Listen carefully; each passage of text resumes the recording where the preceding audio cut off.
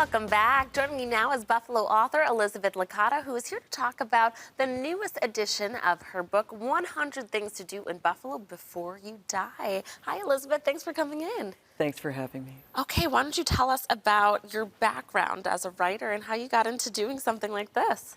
Well, I've been a writer pretty much my whole adult life.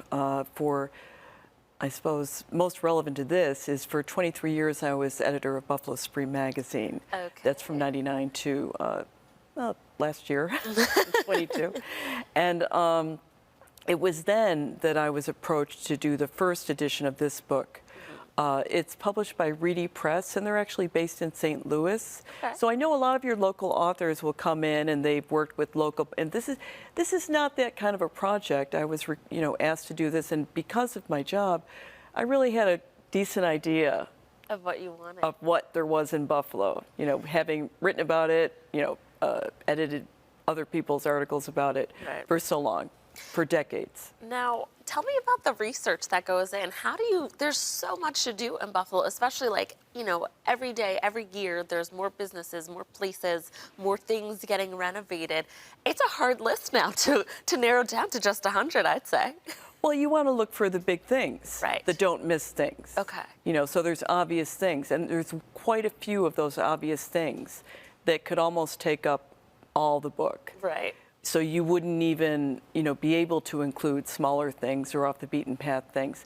I actually have another book, Secret Buffalo, with the same press that has more of that kind of stuff. Okay.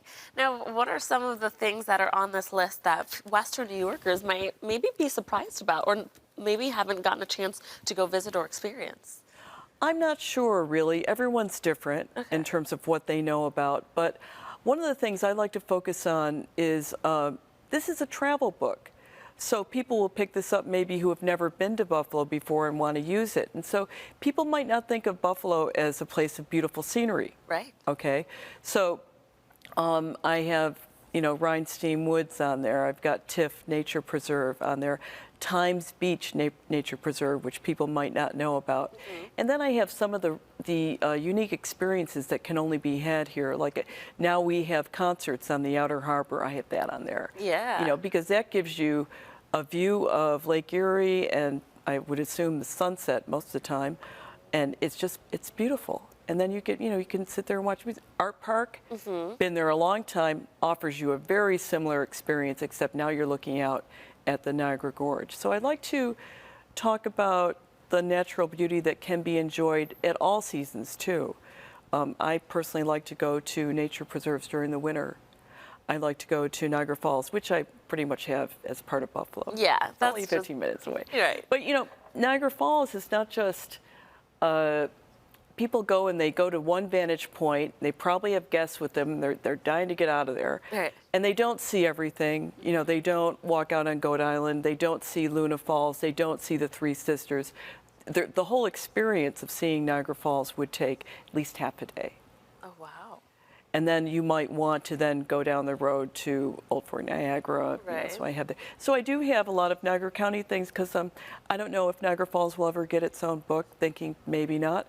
So I want to make sure that a lot of people who come here expect to do things in the falls. Right. What makes this book new than the first one? Well, it has new things. It has, I had to take out 33 things, Okay. which was difficult, Right. and add in 33 things. Oh, my goodness. So I had some things in there that I hadn't had before. I see that you have guests on Irish singers, and I have the Buffalo Irish Center is on there, which offers a lot of resources all year round to people who are interested in Irish music, in the language, in the culture, and we have a lot of people in Irish descent, Absolutely. of Irish descent in Buffalo, of course.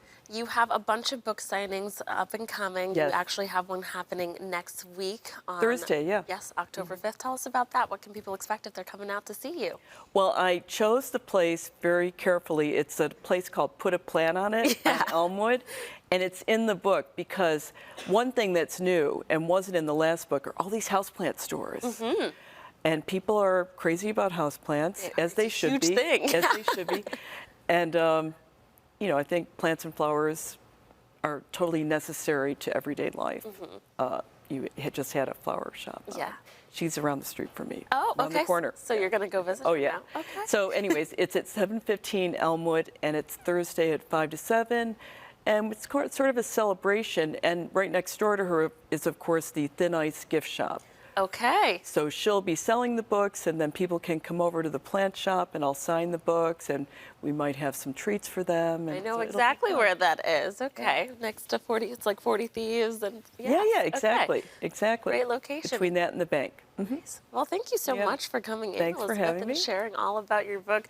Viewers, again, a local author, Elizabeth Licata, will hold a book signing Thursday, October 5th from 5 to 7 at Put a Plant on It at 715 Elmwood Avenue in Buffalo. The event is free and open to the public. Thanks so much for coming in.